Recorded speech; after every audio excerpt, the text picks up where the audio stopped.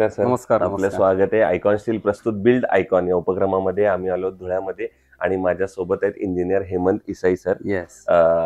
ते स्वतः civil engineer असले तरी ते गंमत त्यांनी मगाशी बोलताना म्हणाले की मी इंजिनियर असलं तरी माझी मेजर प्रॅक्टिस ही आर्किटेक्ट मध्ये चालते. सो ही काय गंमत आहे ती पण त्यांच्याकडून उलगडायची आहे. मागच्या अनेक वर्षांचा त्यांचा एक्सपिरियन्स आहे. रेसिडेन्शियल, कमर्शियल, इंडस्ट्रियल अशा व्हेरियस प्लॅटफॉर्मवर त्यांनी कामं केलेली. सो या सगळ्याबद्दल आपण त्यांच्याशी आता थेट बोलूया. सर, अर्थातच मला पहिल्यांदा ती तर गंमत ऐकायचीच आहे तुमच्याकडनं की हा काय वेगळा ट्रेंड आहे आणि सगळ्यात महत्वाचं तुमची शाळा, कॉलेज आणि सिव्हिल इंजिनिअरिंग हे निवडण्यामागची प्रेरणा. सगळ्यात महत्वाचं मी ज्याही वेळेस समजा शिक्षण चालू असताना त्यावेळेस माझ्या डोक्यात एकच होतं की मला इंजिनियर व्हायचंय. बरोबर. आणि इंजिनियर म्हणजे फक्त घर बांधकाम करणारा इंजिनियर असंच माझ्या डोक्यात होतं. इव्हन मला इंजिनियर नंबर ऑफ म्हणजे टाइप्स ऑफ इंजिनियर आहेत. ज्यावेळेस मी डिप्लोमाला ऍडमिशन घ्यायला जेव्हा गेलो तेव्हा मला समजलं की बुवा इथं इलेक्ट्रिक इंजिनियर आहे, मेकॅनिकल इंजिनियर आहे. माझा फक्त एकच की बुवा सिव्हिल इंजिनियर. बरं, आर्किटेक्ट हा आमच्या घरात कोणीच आर्किटेक्ट, जसं सरांनी सांगितलं त्यांच्याकडे त्यांना गाईड करणारे होते. पण माझ्या घरात मी काय काम करतो हे सुद्धा बऱ्याच दिवसांनी त्या लोकांना कळलं की मी ऍक्च्युअल काय काम करतो. पण माझं त्याच्यामुळे मला तसा गायडन्स नाही मिळाला की बुवा मी आर्किटेक्टला ऍडमिशन घ्यावी, असा गायडन्स नाही मिळाला. बरोबर.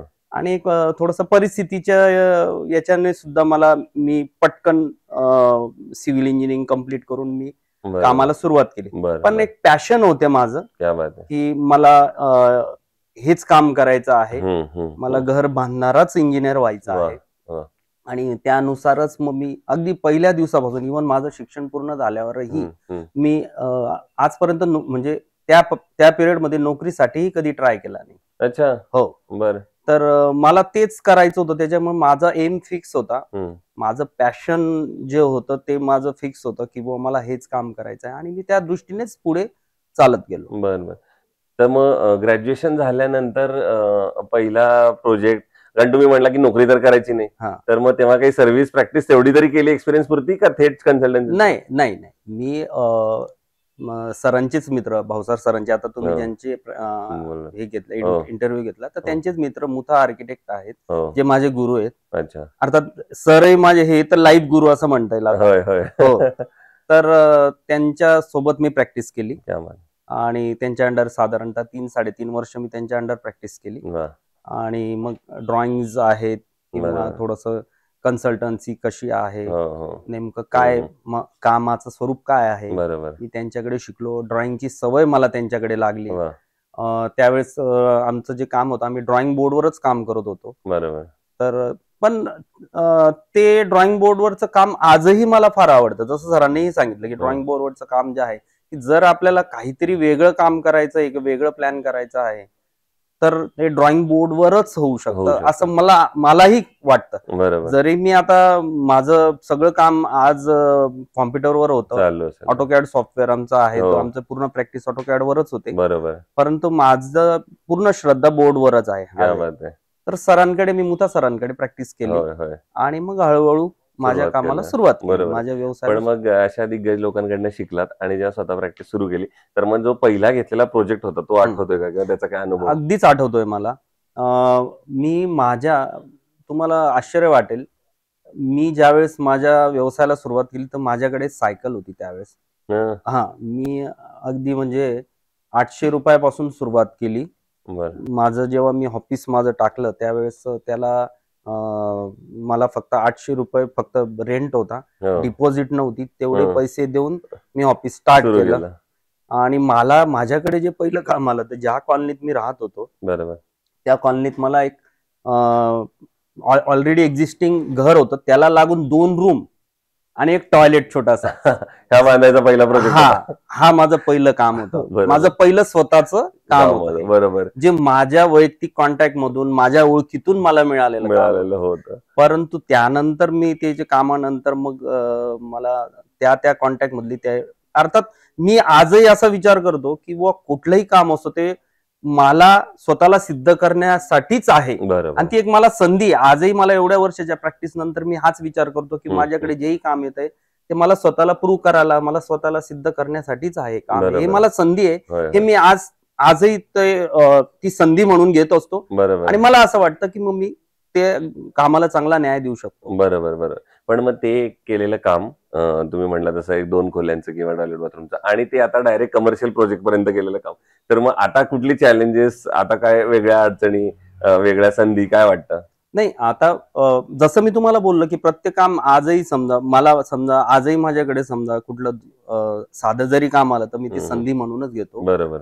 पण आता जी कामं माझ्याकडे, आता जसा एक हॉटेलचा पण मोठा प्रोजेक्ट आता चालू आहे माझ्याकडे, तर तो निश्चितच चॅलेंजिंग आहे आणि त्यातनं आम्हाला फार शिकायला मिळतं. मग मी असं म्हणेन ना की बुवा प्रत्येक कामातून आम्ही अजून शिकतोच आहे. जरी इतक्या वर्षाचा एक्सपिरियन्स आहे ना तरी आम्ही शिकतोच आहे. प्रत्येक कामातून आम्हाला वेगवेगळा एक्सपिरियन्स येतोच आहे आणि त्यातच तर गंमत आहे खरं. त्यातच गंमत आहे. म्हणजे जर लॉंग टर्म साठी तुम्ही प्रॅक्टिस करताय आणि करू शकताय आणि तेवढ्याच आवडीने करताय तर ती गंमत हीच आहे की तुम्ही शिकताय म्हणून. शिकताय, बरोबर.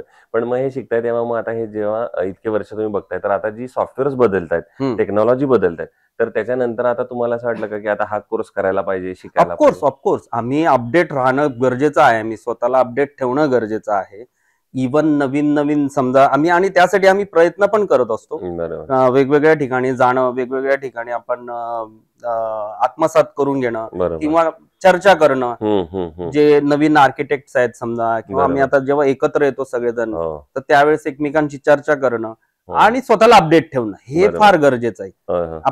आपल्याला जर प्रॅक्टिस आपल्याला लॉंग टर्म साठी करायची आहे तर आपल्याला स्वतःला अपडेट ठेवणं फार गरजेचं आहे. आणि ती मजा पण आहे खरं. बरोबर. ती मजा पण आहे. ती मजा आहेच की. ती मजा आहे. काम करताना ती मजा. नाही तर आपण जर आपल्याला असं वाटलं की नाही मला सगळं येतंय किंवा मला सगळं जमतंय तर मग काय पॉइंट, डेव्हलपमेंट संपलं मग.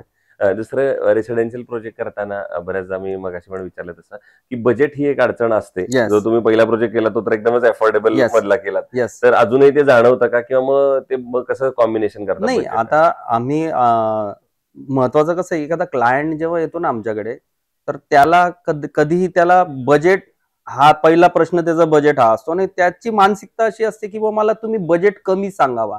त्याची म्हणजे कमी ऐकण्यासाठी त्याचा जास्त कल असतो किंवा यांनी मला कमी सांगावं, नंतर तो खर्च झाला चालेल, ही त्याची मानसिकता असते. पण आता कसं झालं की नंबर ऑफ प्रोजेक्ट झाल्यामुळे आम्ही त्यांना समजावू शकतो आणि असंही आहे की आपण आपला जो अनुभव आहे, इतक्या कामांचा जो अनुभव आहे, तर क्लायंट साठी तो कसा आपण युज करू शकतो, त्याचा खर्च कमी करण्यासाठी आपण कसा त्याचा उपयोग करू शकतो. तर याचा जर आपण क्लायंटला आपण एकदा त्यांच्या लक्षात आलं ना तर यासारखी चांगली गोष्ट कुठलीच नाही. बरोबर. त्यांच्या लक्षात येते की नाही हे आपले पैसे वाचवण्यासाठी यांचा प्रयत्न आहे. बरोबर. तर यापेक्षा चांगली गोष्ट कुठलीच नाही. बरोबर.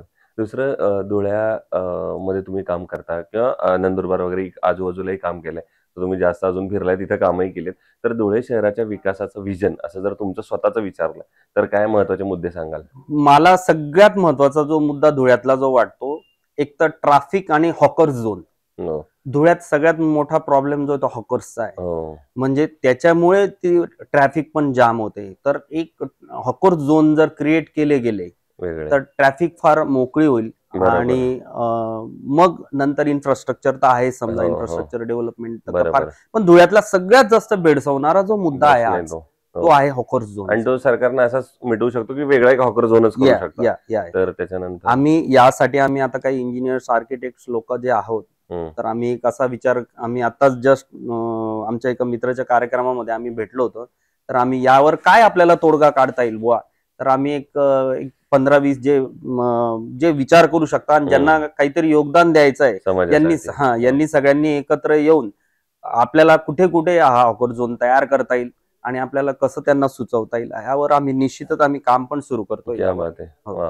दुसरं, मग या फील्डमध्ये आता जी नव्यानं मुले येत आहेत तर त्यांना वडिलकीच्या नात्यानं किंवा सिनियर म्हणून काय सल्ला द्याल या फील्डमध्ये येण्यापूर्वी? मी त्यांना एकच सल्ला देईल की तुमचं काम तुम्हाला आवडलं पाहिजे. बरोबर.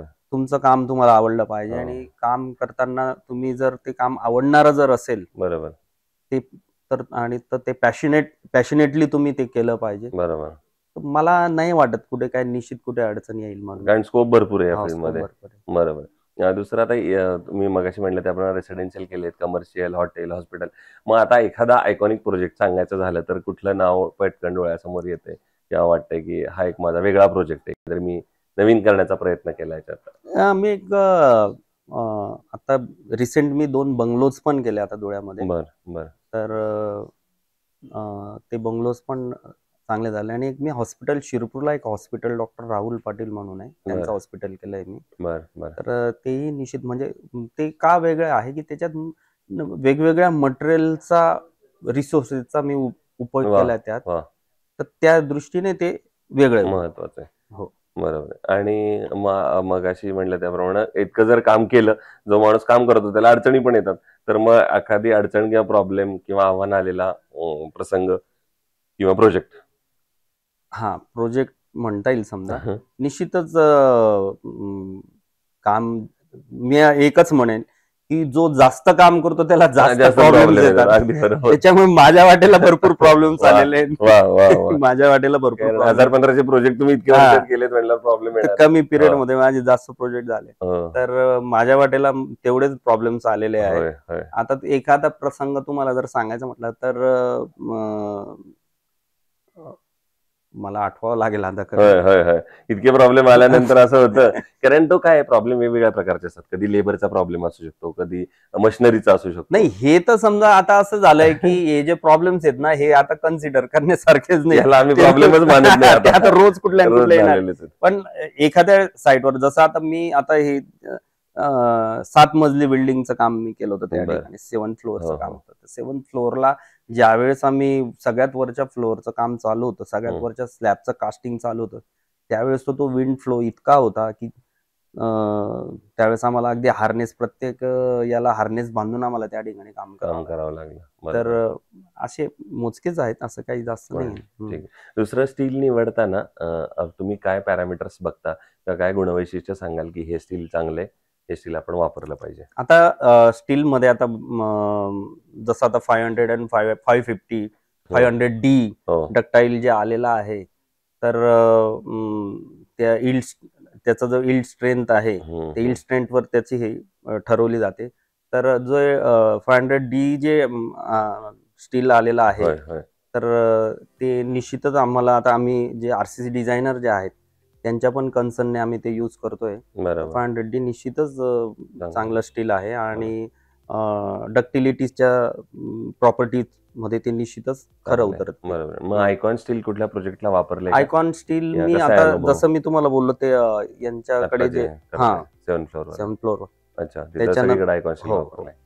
त्यानंतर अजून एक दुसरी स्कीम पण केली, फ्लॅट स्कीम, त्या ठिकाणी पण ते. तर मग काय आयकॉनची खासियत, वैशिष्ट्य, सर्व्हिसेस, त्यांच्या अवेलेबिलिटी? आयकॉन वाल्यांचं मला सगळ्यात महत्वाचं त्यांचा फॉलोअप चांगला आहे. अच्छा, बरोबर. आणि सर्व्हिस प्रोव्हायडर तर आहेतच आहेत, बरोबर, त्यांचा फॉलोअप चांगला आहे. सो हे होते इंजिनियर हेमंत देसाई सर. आणि त्यांनी मगाशी जशी आडनावाची त्यांची एक गंमत सांगितली की तर तशी पण त्यांच्या विचारात सुद्धा ते आहे की एखादा इंजिनियर फक्त घरं उभारत नसतो, तर तो देश उभारत असतो, समाज बांधत असतो. आणि म्हणूनच त्यांना ज्या धुळ्यामध्ये आपण काम करतोय त्या धुळ्याच्या सर्वांगीण विकासासाठी सुद्धा असं वाटतं की अतिक्रमणाचा प्रश्न असेल तर तो कुठेतरी एकत्र येऊन आपली सामाजिक बांधिलकी जपून आपण तो सोडवला पाहिजे. तर आपले मनपूर्वक आभार की तुम्ही या आमच्या प्लॅटफॉर्मवर आलात, बोललात, व्यक्त झालात. आणि येणाऱ्या आगामी काळात असेच आयकॉनिक प्रोजेक्ट तुमच्या हातून घडावेत याच शुभेच्छा. Thank you very much.